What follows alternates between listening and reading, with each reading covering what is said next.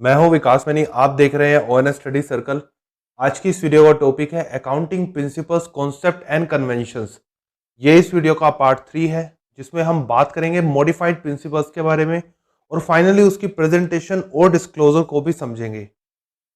सबसे पहले हम बात करते हैं मॉडिफाइड प्रिंसिपल एक्चुअली होते क्या हैं। देखिए, जैसे हमने पहले भी एक्सप्लेन किया था कि अगर आप अकाउंटेंसी का एग्जाम देने जाते हैं तो आपसे ये एक्सपेक्ट किया जाता है कि आप एक कैलकुलेटर लेके आएंगे और पेन भी लेकर आएंगे।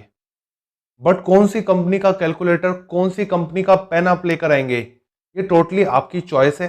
ये आप अपने अकॉर्डिंग मॉडिफाई कर सकते हैं। कोई सा भी पेन आप लेके आ सकते हैं। बट यस, इसमें भी स्पेसिफिकेशंस हो सकता है आपको दी हो। फॉर एग्जाम्पल, पेन जो है आप ब्लू इंक का यूज करेंगे, तो दैट मीन्स ब्लू इंक में कोई सा भी पेन आप चूज कर सकते हैं। तो मॉडिफाइड प्रिंसिपल में बेसिकली आपको एक बेसिक प्रिंसिपल दिया जाता है, बट उस प्रिंसिपल को आप अपने हिसाब से, अपनी ऑर्गेनाइजेशन की रिक्वायरमेंट के हिसाब से यूज कर सकते हैं। तो अगर हम बात करें मॉडिफाइड प्रिंसिपल की, तो अकाउंटेंसी में ये 4 तरह के होते हैं: materiality concept, consistency concept, conservatism concept जिसे प्रूडेंस कॉन्सेप्ट भी कहते हैं, और फाइनली टाइम लाइनेस कॉन्सेप्ट। अब हम स्टेप बाय स्टेप इसको समझते हैं। सबसे पहले बात करते हैं मटेरियलिटी कॉन्सेप्ट की। देखिए, कोई भी वैल्यू जिसको आप रिकॉर्ड करते हैं वो अकाउंट्स में ट्रांजैक्शन होती है, जिसे हम कहते हैं मॉनेटरी ट्रांजैक्शंस को आपने रिकॉर्ड किया। बट हम यहां बात कर रहे हैं मटेरियल इफेक्ट की प्रॉफिटेबिलिटी पे। फॉर एग्जांपल, मान लीजिए कंपनी है जो करोड़ों की सेल करती है, करोड़ों की परचेस करती है, और आप कंपनी के ओनर के पास गए और आपने उसको बताया कि इस वक्त अकाउंट्स जो है उसमें कहीं ना कहीं कुछ ट्रांजेक्शन्स मैच नहीं हो रही। तो उसने आपको बुलाया कि टोटल कितने अमाउंट की ट्रांजेक्शन मैच नहीं हो रही। आपने बताया 100 रुपीज की। तो इससे क्या इंपैक्ट पड़ेगा? इससे ये इंपैक्ट पड़ेगा कि आपको अकाउंट्स के बेसिक भी नहीं पता। इवन दो आपने रिकॉर्डिंग सही करी है और आप सही इंफॉर्मेशन दे रहे हैं कि अकाउंट्स में कहीं ना कहीं 100 रुपीज की जो एंट्री है वो मिसिंग है, बट ये मटेरियल नहीं है, इसका प्रॉफिटेबिलिटी पे कुछ खास इंपैक्ट नहीं पड़ेगा, क्योंकि जहां कंपनी करोड़ों में डील कर रही है वहां आप 100 रुपीज की एंट्री के लिए क्वेश्चन नहीं कर सकते। तो ऐसे ही 100,000 रुपीज की एंट्री को आप एक साथ कहीं शो कर सकते हैं। बट हो सकता है जिस कंपनी का बिजनेस ही थाउजेंड्स में है, वहां ये 100,000 की जो एंट्रीज है वहां बहुत मैटर करेगी। तो इस कॉन्सेप्ट में आपको देखना होगा ऑर्गेनाइजेशंस का स्केल कितना बड़ा है। उस स्केल के हिसाब से कोई अमाउंट किसी ऑर्गेनाइजेशन में बहुत ज्यादा मैटर करेगा और किसी ऑर्गेनाइजेशन में बिल्कुल भी मैटर नहीं करेगा। तो हम इसको कैसे जस्टिफाई करें? फॉर एग्जाम्पल, अगर हम बात करें डेप्रिसिएशन की, कंपनी ने एक एसेट खरीदी है जो 50 लाख में उसको मिली है, और 50 लाख में कंपनी उसको हर साल 5 लाख रुपए से डेप्रिशिएट कर रही है। बट अगर वही कंपनी दूसरी एसेट खरीदती है जो सिर्फ 5,000 रुपए की है, तो देखिए इससे हमें समझ में आ रहा है कि कंपनी 50 लाख रुपए की एसेट खरीद रही है।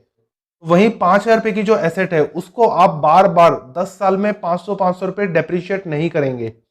आप सिंपली उसको एक साथ राइट ऑफ कर सकते हैं, और इसी कॉन्सेप्ट को कहते हैं मटेरियलिटी कॉन्सेप्ट, क्योंकि ये इतना मटेरियल नहीं है।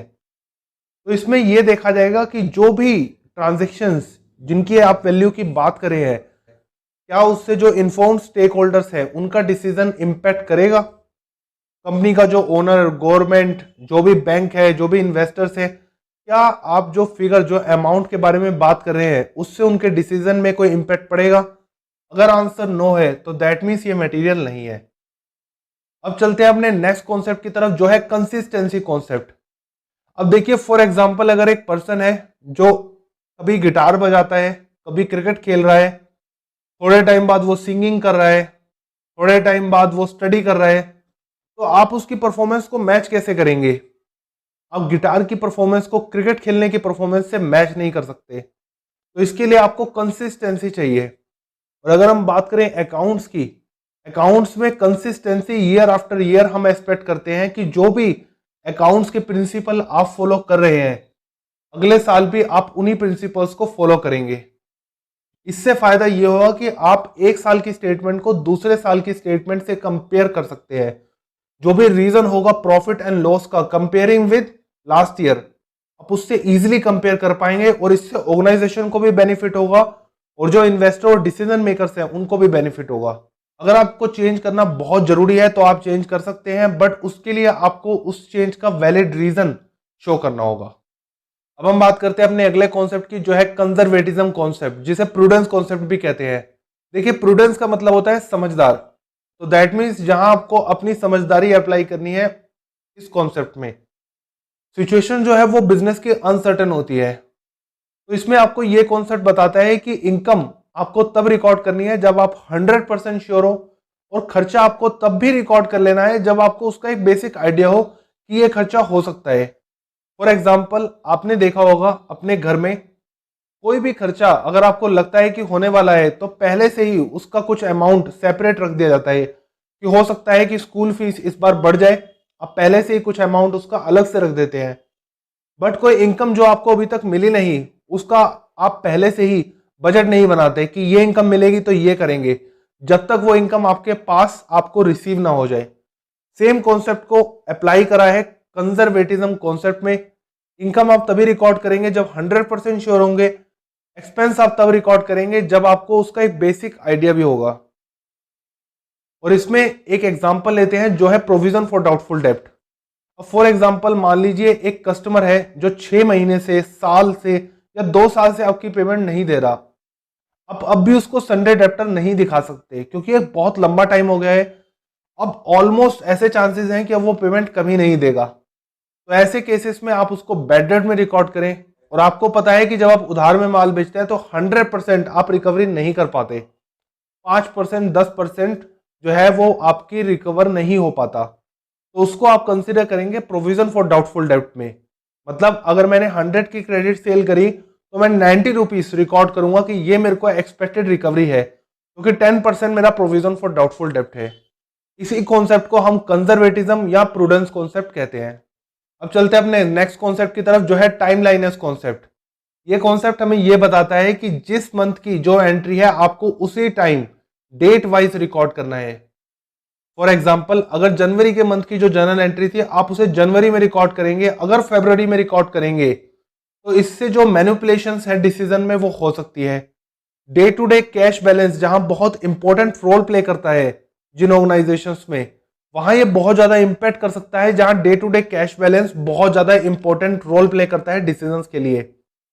डेब्टर क्रेडिटर से रिलेटेड इशू हो सकते हैं। फॉर एग्जांपल, एक पर्सन ने आपको पेमेंट कर दी, आपके डेब्टर ने आपको पेमेंट कर दी जनवरी में, बट उसको रिकॉर्ड नहीं किया, आपने उसको रिकॉर्ड किया मार्च में, बट फरवरी में ही कस्टमर को आपने एक नोटिस दे दिया कि आपने अभी तक पेमेंट नहीं करी है, आप पेमेंट कर दीजिए, अदरवाइज आपको कोर्ट में देखा जाएगा। तो इससे क्या होगा, इससे जो कस्टमर है उस पर एक नेगेटिव इंप्रेशन जाएगा कि वो पेमेंट कर चुका है बट स्टिल अभी तक उसको नोटिस आ रहे हैं। तो ये एरर किस वजह से हुई, ये एरर हुई टाइम लाइनस कॉन्सेप्ट की वजह से। तो इसलिए बहुत इंपॉर्टेंट है कि जिस डेट की ट्रांजैक्शन है उसी डेट में उसको टाइम से रिकॉर्ड किया जाए। ऐसा नहीं है कि आप 2 महीने 3 महीने बाद रिकॉर्ड कर रहे हैं। अब समझते हैं इसके प्रेजेंटेशन और डिस्क्लोजर को। देखिए, प्रेजेंटेशन इस तरह से करना बहुत जरूरी है जिससे किसी को भी आसानी से समझ में आ सके कि कौन से कॉन्सेप्ट्स आप फॉलो कर रहे हैं। तो सबसे पहले आप इसको चेंज नहीं करेंगे, दैट मीन्स ये एक्सपेक्ट किया जाएगा कि जो कॉन्सेप्ट आप पिछले साल यूज कर रहे थे आगे आने वाले सालों में भी आप वही कॉन्सेप्ट यूज करते रहेंगे। तो जनरली ये चेंज नहीं होते, बट अगर चेंज करते हैं एज पर लॉ, अगर आपको चेंज करना पड़ता है या फिर बेटर प्रेजेंटेशन की वजह से आपको चेंज करना पड़ता है, तो आप क्या करेंगे, आप शो करेंगे उसका इंपैक्ट प्रॉफिटेबिलिटी में, अमाउंट में और क्वांटिटी में। बट कुछ सिचुएशन ऐसी हो सकती है जिसमें आप शो ना कर पाए कि एग्जैक्ट अमाउंट प्रॉफिटेबिलिटी पर कितना इंपैक्ट करेगा, तो उस केस में आप उसका रीजन शो करें। अब बात करते हैं इसकी प्रेजेंटेशन को। प्रेजेंटेशन आप इस तरह से करेंगे कि सारे कॉन्सेप्ट जो भी आपने अप्लाई करे हैं उन सभी को एक ही पेज में स्टेप बाय स्टेप मेंशन करेंगे। ऐसा नहीं है कि पूरी फाइनेंशियल स्टेटमेंट में कहीं आपने कोई कॉन्सेप्ट एक्सप्लेन किया है और फिर 2-4 पेजेस के बाद आपने दूसरा कॉन्सेप्ट एक्सप्लेन किया है, तो इससे कोई भी इजीली समझ नहीं पाया कि आपने अपनी ऑर्गेनाइजेशन में कौन से कॉन्सेप्ट अप्लाई किए हैं। और इसमें जो बेसिक एजम्पशन है उसको आप एक्सप्लेन तभी करेंगे जब उसमें कोई चेंज है, क्योंकि ये एजम्पशन वो एजम्पशन होते हैं जो जनरली एज्यूम किया जाता है कि आप फॉलो करेंगे। तो आई होप अकाउंटिंग प्रिंसिपल और कॉन्सेप्ट से रिलेटेड आपने तीनों वीडियो देख ली है और अब आपको इसमें 100% क्लैरिटी है। और ओएनएस स्टडी सर्कल की कम्युनिटी से जुड़ने के लिए इस चैनल को सब्सक्राइब करें, इस वीडियो को लाइक और शेयर जरूर करें। Thanks for watching.